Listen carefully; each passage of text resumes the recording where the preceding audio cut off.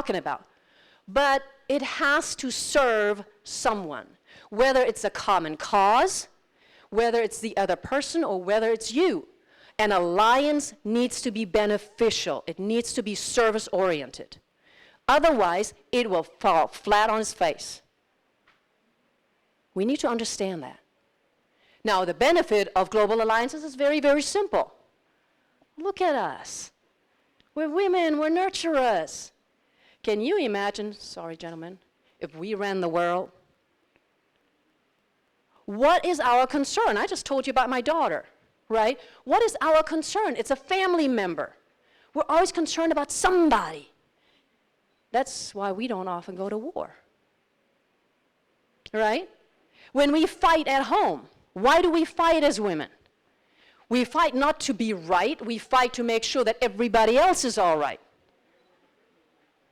So, if we start allying with one another in service of humanity, by following our passion and knowing who we are, we're going to pull this power, the inside power, out.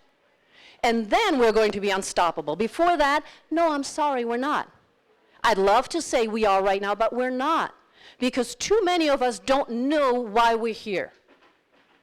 You've got to understand why you're here. So when I talk about revolutions, and by the way, just a little side note, I didn't come up with that. About 2 years ago, I was on a radio show, and at the very end of the interview, I never thought about this, the lady asked me, she said, so, do you consider yourself a revolutionary? And I went, what? And then I looked at my life, because I see patterns. I'm a historian by trade. I see patterns in history, I see patterns in behavior, especially subconscious ones. So I looked at that question, and I see it visually, right? She asked that question, I hear it, I take it in, and then I see it, and I'm like, hold on a minute. Yes, I am. So that's where the idea of me being a revolutionary came in. I never thought about it before, and I love the term. So now everything I do is about revolutionizing. Why? Because we need to revolutionize our mindset. If we think we can form global alliances that benefit me, you, somebody, without knowing who we are, without working on our personal potential, it's not going to happen. And if you're a member of a team, think about the team for a moment. A team is also an alliance, right? So if you have a management team, if one of the people in there doesn't know their purpose, can it work? It can't. It can't work. Because it's like that, I don't mean to sound bad, but it's like that one rotten apple. You can still do something with the rotten apple, by the way, okay? Or like, maybe the carrot is a better example, you know? When the carrot dries out, you put it back in water, and then it starts being fresh again. So let's use the idea of the carrot instead, okay? So there's this one carrot that's like dwindling, dwindling, dwindling. Once you start looking, okay, why are you here? How can I help you? How can we better communicate?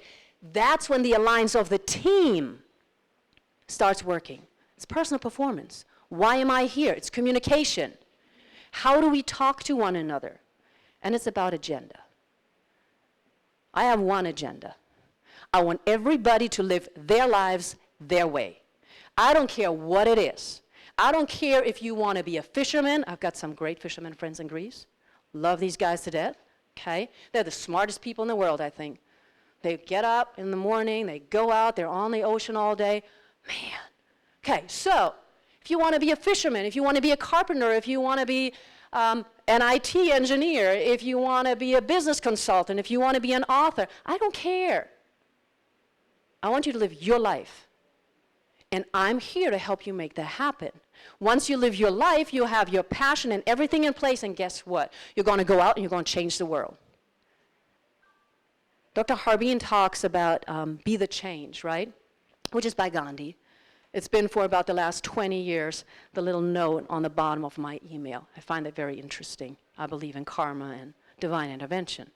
So be the change. Well, that's great. We all want to be the change. We all want to be the change. We talk about being the change. Well, wonderful. Let's stop talking. Let's be a little bit revolutionary. Let's actually act on it. So I'm going to ask you to do one thing for me before you leave this room after the panelist is also talking. Just one thing. Be sure that you put one email out or one text message to one of the other people in here. Because we all have our cell phones. I don't want you to take a card and say, I'm going to call you. Because then when you go home, you're going to be like, oh, yeah, I remember. Oh, no, I don't remember, because half the cards don't have photos on it. So you don't really remember who that is, because we're in overwhelm right now. It's day 6. Forget about it. Okay?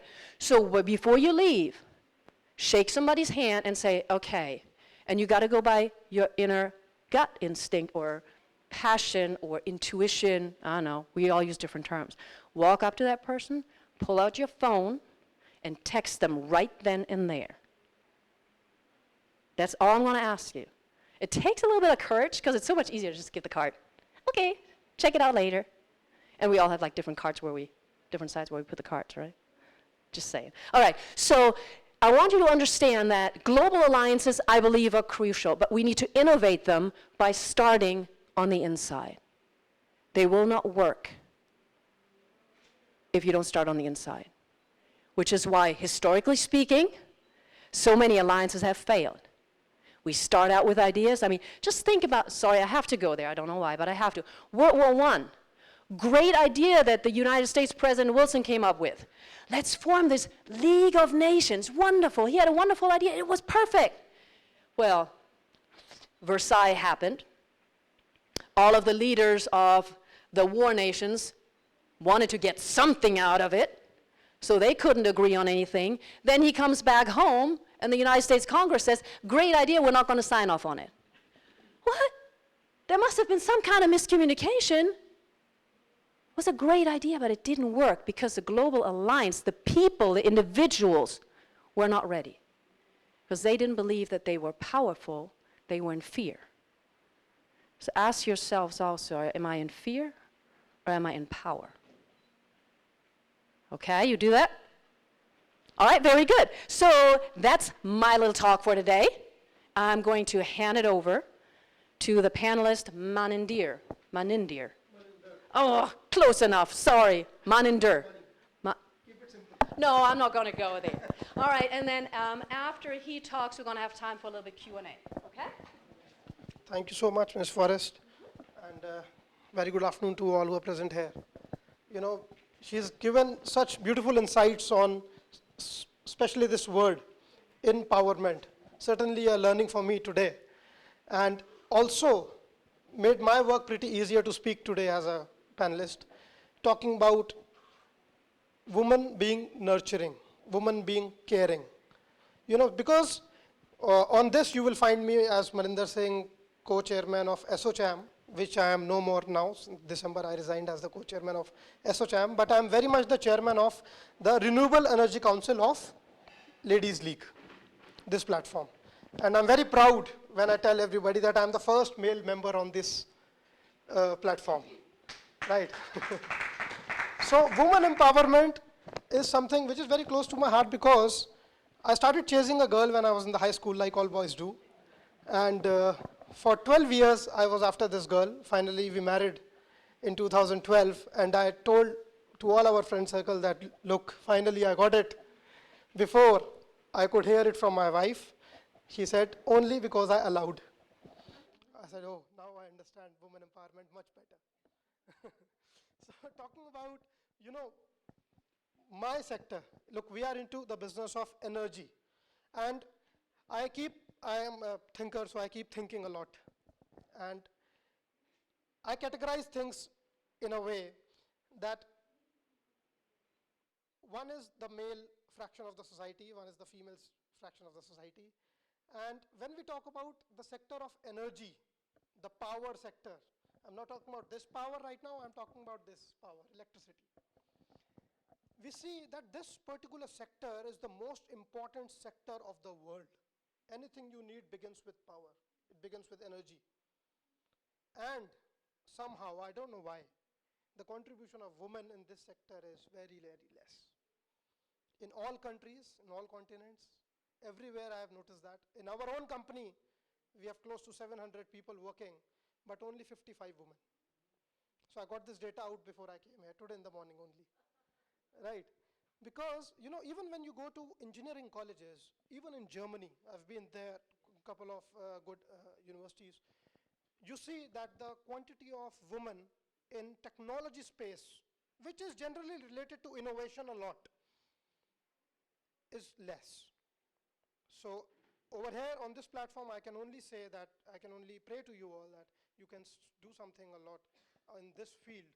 And relating it with the current scenario of the world, I would say that the traditional energy sector of the whole world is like a man's sector. You know, it is conventional, it is hard, it is burning fossil fuel, it is doing all kind of harms to the environment. But what is coming up new today is renewable energy. And as renewable energy is coming in, you see women empowerment going hand in hand. So ever since the world has started giving power to women for a lot of things, the same has been the transition of renewable energy in the whole universe. And in last decade, if you see how the whole transition has begun, I'll give you a small market scenario, which will give you a substantial reason to get into the power sector as a woman, as an international collaborator or a national collaborator. Earlier, the power sector was controlled only by a handful of people in every country, because it used to be the game of the top businessmen of the country. But ever since the renewable energy has come in, like solar, like wind, like hydro, mini hydro, right, like gas-based power projects and all that, the new word has come into the world. This word is IPP. It's individual power provider. So you don't need to be a billionaire businessman to set up a power plant. You can start up your own small power plant, 1 megawatt, half megawatt, 2 megawatts with small investment and very good shape and size. And this is an opportunity which is now very quickly being grasped by a lot of small, medium, large entrepreneurs at various levels. And when we talk about entrepreneurs, women are definitely a very strong part of it. But somehow women have, in masses, have kept themselves little far from this sector. For what reasons, I'm still not able to find out. But when we talk about power, when we talk about empowerment, then this power is something that we should not forget, as this drives the whole ecosystem of mankind, not the natural, but the one that mankind has made, right? And women need to take a grip of it. So that was a small message that I wanted to convey about this particular thing. So when I got the agenda of the Ladies League and this whole event, I really wanted to participate a lot more. My name was there in a couple of sessions earlier also. I was not able to make it, had to travel. But I'll definitely take the benefit of knowing Harbeen ma'am closely, who's the chairman of this platform, global chairperson, I guess, and sharing the details of how women can participate in power sector at various fronts across the world, in small, medium, or large sizes.